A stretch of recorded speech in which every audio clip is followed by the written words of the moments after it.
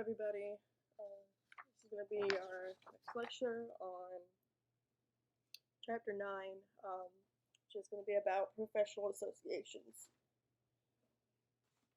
So we're going to talk a little bit about different types of professional associations, as well as standards and accreditation processes and stuff like that in this chapter today.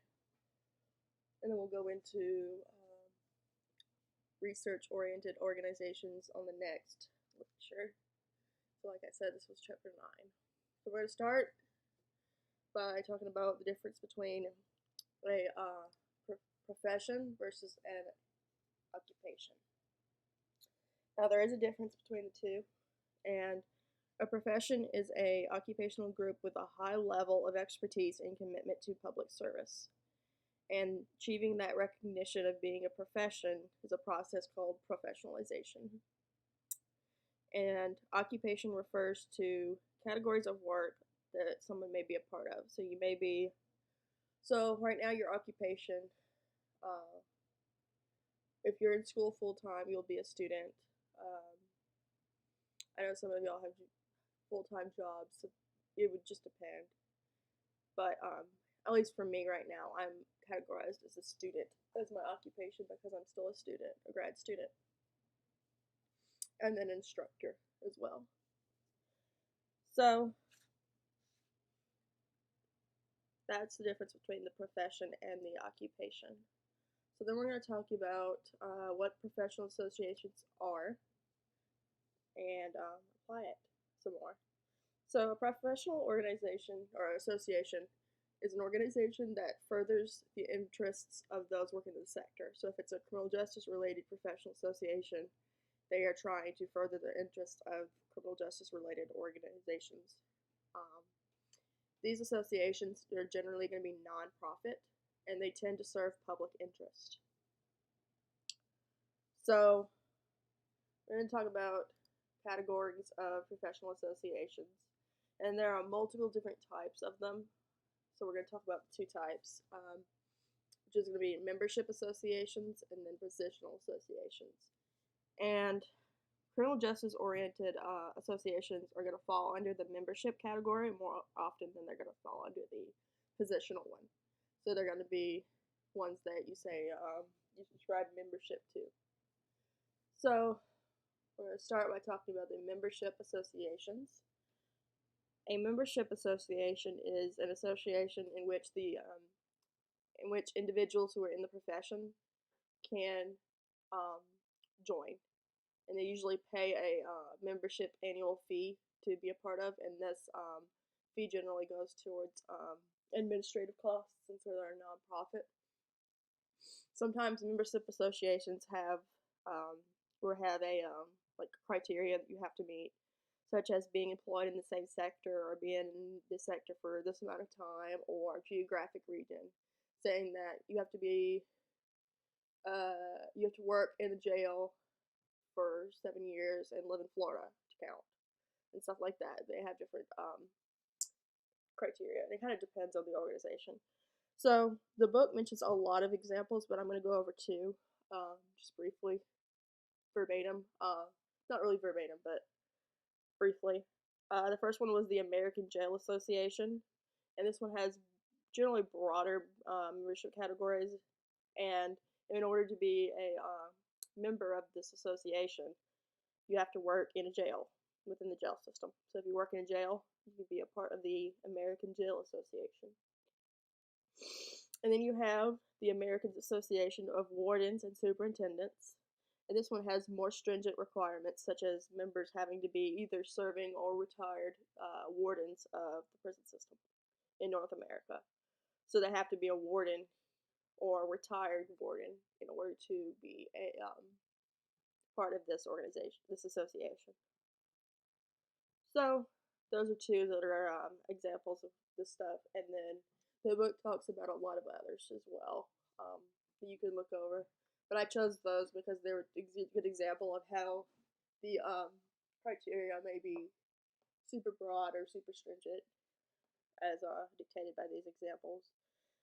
So, like I said before, many of the professional associations for criminal justice are going to be a membership association. So they're going to fall under this category. And both of those that we just talked about are professional associations that are going to be a membership association. Now, the other category, like we said, was going to be positional associations.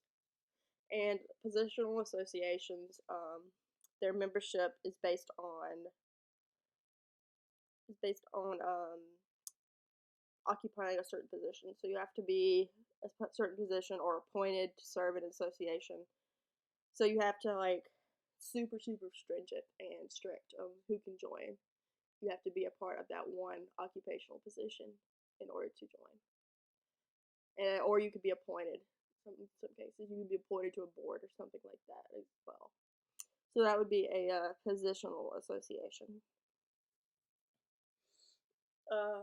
We have the two types, membership association and then the positional association. We're going to talk about how we fund associations. So, like I said a little bit earlier, is that many associations are going to require a annual membership due. So you pay this due every year in order to be be a member and have the benefits of being in the group. So these membership dues are going to be put towards administrative costs to pay down administrative costs and stuff like that. If it's a positional association, sometimes they receive a lot of funding from corporations who want to be a part of it. So they pay a bunch of money towards the association so they can be a part of it. And then funding may also be used from the federal standpoint. This has been more the case lately. More recent decades have seen this increase where federal funding comes into play. So there's a couple of different ways that you can fund a professional association. So for the next couple slides, we're going to talk about how these professional associations give services out. So we're going to talk about different types of services that a professional association gives out to its members. And so we're going to start off with that, talking about the services that they provide. So the first one that they provide is going to be a conference or like an annual meeting. So these are usually held annually, and it allows for everybody, all the members, to all meet and gather in one place. Sometimes they can serve as being like a business meeting to discuss important business-related stuff for the association, such as like changing hands in terms of who's in leadership, policy discussions, that kind of stuff. Sometimes happens at a conference like this. Sometimes these conferences also include a trade show component where corporations are going to bring in technology to advertise new products and services to directly to members.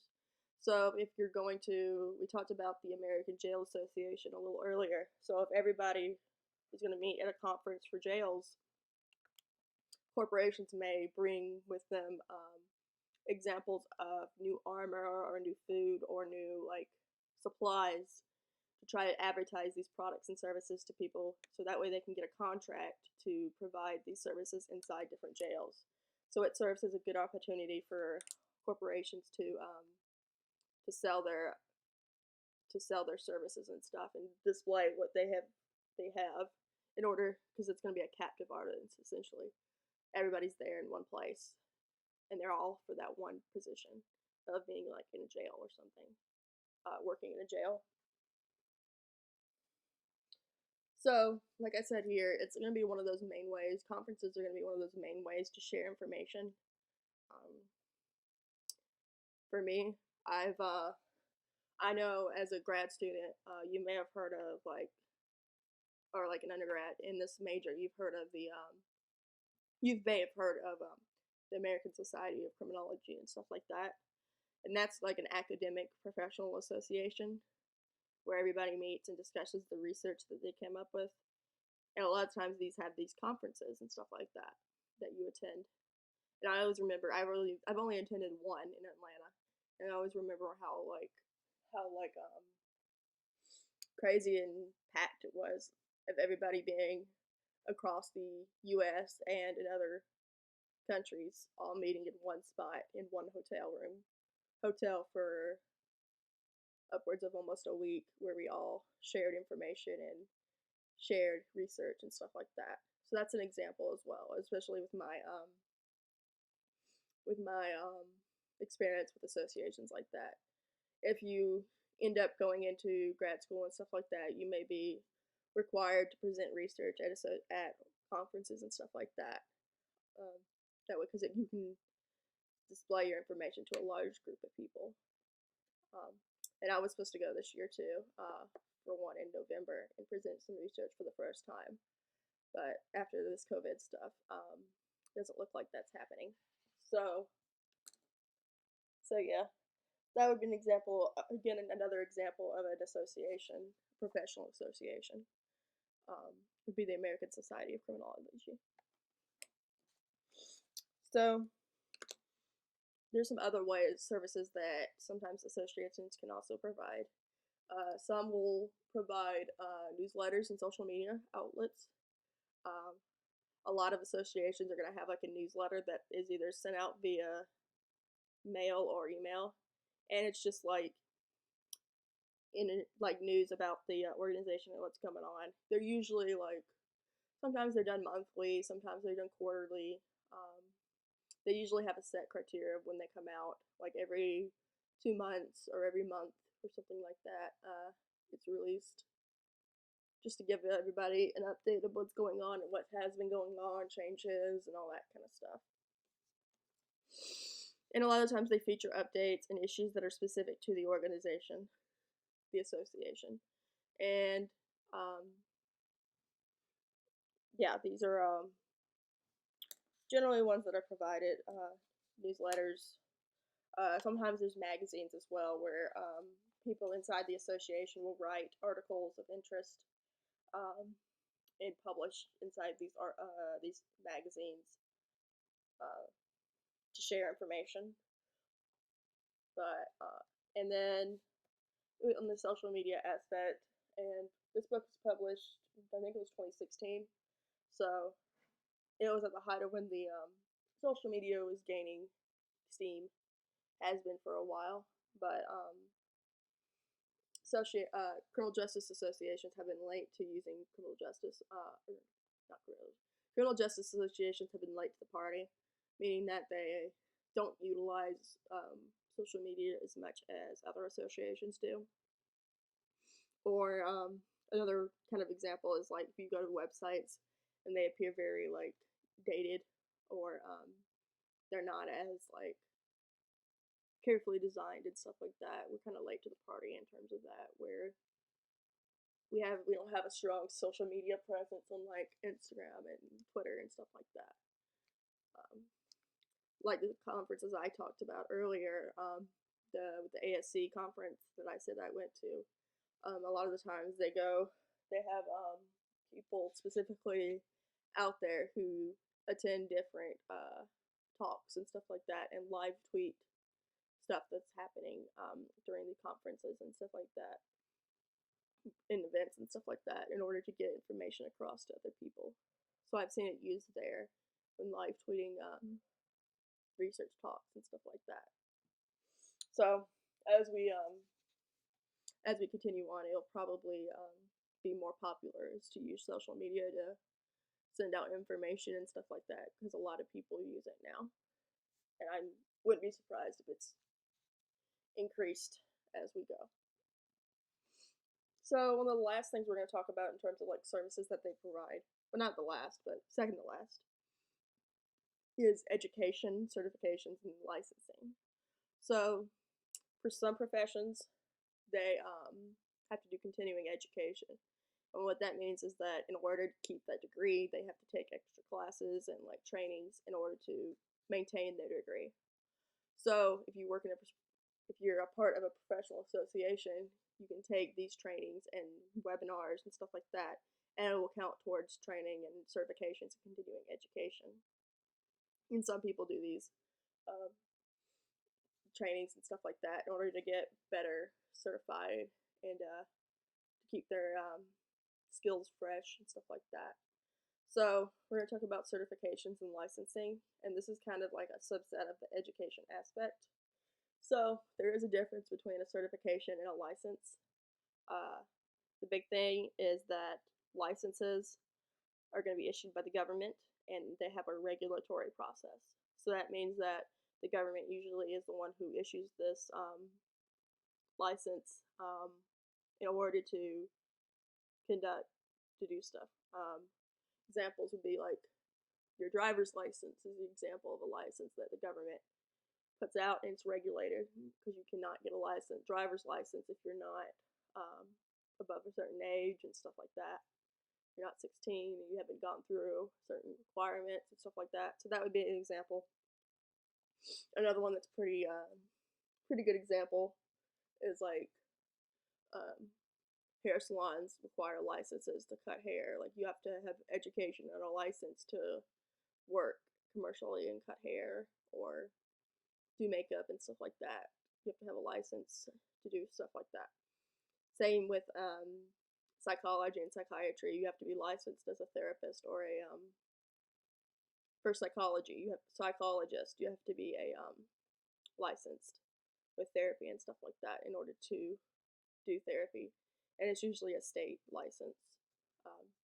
I know this because at one point my undergrad major was psychology, and I thought I was going to do straight psychology and therapy. So I learned that you had to have like a license for therapy and stuff like that when I didn't really have a need to do therapy. So that's kind of how I ended up in criminal justice instead, because I do not need a license to do what I want to do. So that would be what a license would be. For a certification, these can and are usually issued by any organization. They don't carry as much weight, but they carry a lot of weight within that organization. So if you're certified within one that you're a part of, then it carries weight, but it may not carry weight to outsiders. So, and these certifications usually means that there's a general consensus among people in that group that you've performed enough to earn a some level of knowledge, like a certificate for having learned this much material. So that would be what a certificate would be, the main difference between a certificate and a license. And the main difference that I would focus on here is going to be the licensing and certifications. The main difference was that licenses are going to be issued by the public, or not the public, the government. And that's what I would focus mainly on, is the fact that licenses come directly from the government and have a regulatory process involved. So the rest of what we're going to talk about is standards and sentencing and accreditation. And this is another service that sometimes associations will provide, that will go out and accredit different organizations. So standards. So the book gives you like a long-winded view of what a standard is, and they say, oh, it's really hard to define, blah blah blah blah blah.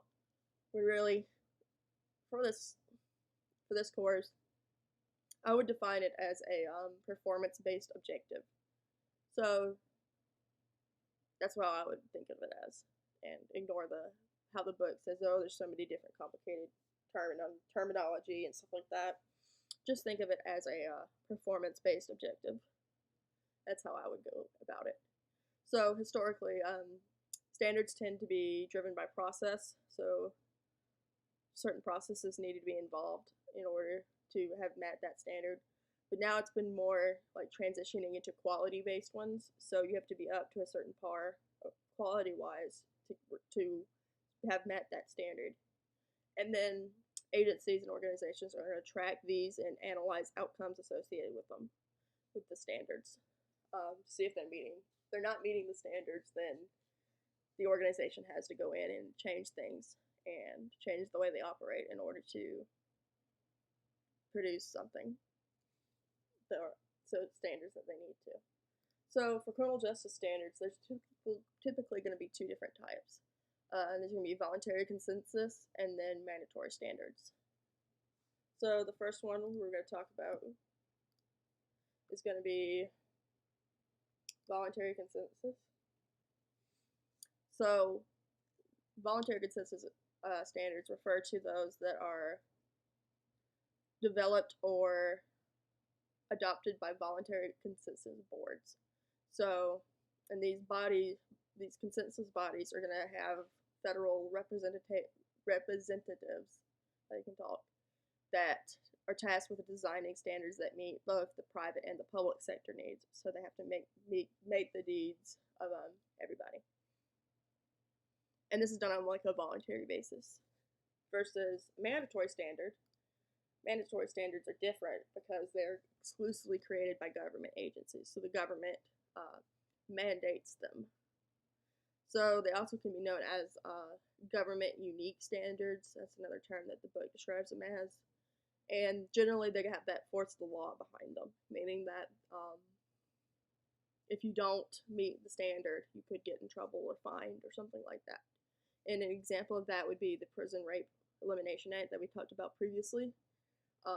Like I said earlier, if you don't meet standards or in compliance with the law, you have to pay a penalty and a fine. And that's how the force of the law would apply there. So it's a mandatory standard that they must subscribe to, or else they face a penalty. So next thing we're going to talk about is accreditation. So accrediting bodies in criminal justice are going to go in and pay attention to standards and then monitor those standards. So think of them as groups of people from the associations that are specially trained to look for standards and to see if you achieve them. Accreditation is especially important for organizations who want to succeed. It means a lot, and it's a lot of like headaches and paperwork and stuff like that in order to be saying that you're an accredited service or facility. So it's very important that they go through the loopholes, the jump through hoops in order to get the accreditation process, because it means it has a very heavy weight. So in general, there are going to be two different accreditation processes, especially in criminal justice. So that's going to be employing objective accreditation teams from the associations or peer review accreditation. And we're going to talk about each of those. So for an accreditation team, these they're special like teams who are staffed by certified people who can perform accreditation, so they know what to look for. They're super trained in order to determine if a facility has met a certain standard or not. So what happens is generally the accreditation team will come into a facility, say like a jail, and test the facility against the standards. So seeing if the jail lives up to the correct standards, and if it doesn't, it's not going to get an accreditation. So that's usually how the process goes. And we're going to talk about objectively. These accreditation teams are going to be more objective than a peer review ones, mainly because they're an external group who is doing the assessment process, who hasn't been influenced by the facility and stuff like that. So it's a little bit more objective and unbiased versus a peer review accreditation, which could be bribed, biased, or swayed. So for a peer review accreditation, it's usually a group of senior association members. So like if you're like a senior association member, they have to pass a specialized training in order to be a part of the team to perform the accreditation. So they have to go through a bunch of trainings and stuff like that in order to say that they are a part of the group and can perform accreditation. So the idea is still about the same. These peer review groups are going to go out to each facility and then test it against the standards. So they're going to come into the jails and see if it matches up. However, like I said previously, they may not be as objective because your peers are pretty, if you know the people coming in to perform these accreditations, you can easily bribe them or bias them or sway them if you know them and influence their decisions. So that's kind of an issue with peer review accreditation. So we're going to talk about a couple more things before we wrap this chapter up. And we're going to talk about how outside organizations can and do influence the system. And the book talks about 3 main ways that this happens. So the first one is going to be the powerful can impact rules that govern organizations. So powerful people in legislation can put out laws that regulate what a criminal justice organization can do. The second one is about the professional associations we've been talking about, and these can cause changes in terms of like accreditations and stuff like that. They can alter things by accreditation standards and stuff like that. And the last one was competition. Sometimes between organizations and associations in order to claim like a specific domain in product and services. So competition can also influence the system and how it works. So lastly, we're going to talk about how this all relates to the institutional theory like we mentioned previously. So standards and accreditation are both kind of used to control organizations. They can be controlled and regulated more easily using standards and accreditation. So standards and accreditations can cause organizations to become more alike, and that is an idea called isomorphism. And that all relates back to institutional theory that we've talked about. And as a reminder, institutional theory kind of means that organizations are going to become more alike than they are to become more diverse. So this kind of all relates back to that idea, that main idea. So that about wraps it up for today, for this chapter. So I'm going to go over a little bit about what we talked about today. So we talked about professional associations mainly. And we talked about how they further interests of those who work in the sector. There's generally going to be 2 types, which is the membership association and then a positional association. And majority are going to be of criminal justice oriented ones are going to be the membership associations. So we talked about what a membership association is and what a positional association was, and then we talked about how they were funded.